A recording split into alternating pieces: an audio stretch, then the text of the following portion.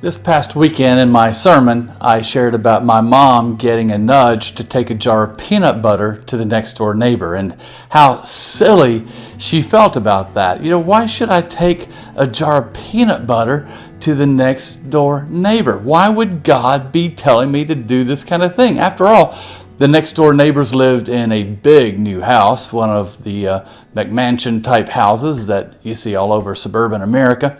And they had nice cars, wore nice clothes. The father of the family was a pharmacist, so they seemed to be pretty well off. So why would God tell my mom to take a jar of peanut butter next door? But the feeling that she needed to do that persisted until she gave in and she went next door and knocked on the door, feeling silly, I'm sure, to have the next door mom open up the door and to explain to her, I think God told me to bring you a jar of peanut butter.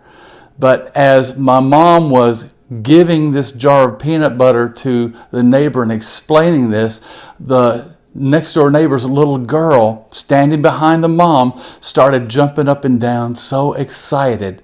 And the mom explained how the family business had tanked. They were destitute, even though they still had some stuff. They couldn't afford groceries. They had no money.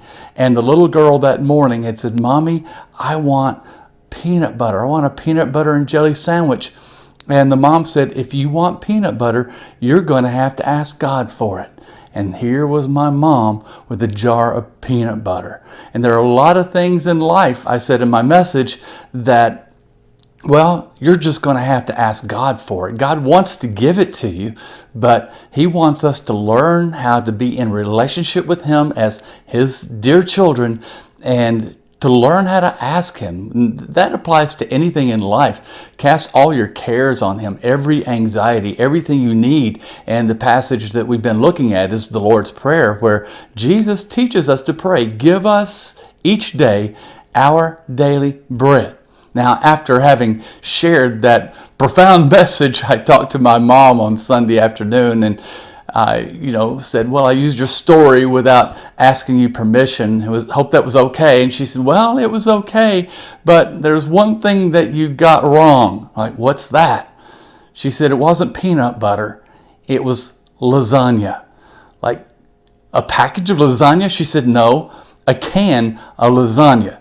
And, having lived in the greater Philadelphia area for almost 30 years now, it's no wonder I forgot that it was canned lasagna and not peanut butter, because I just can't imagine that canned lasagna would be God's answer to prayer for anybody.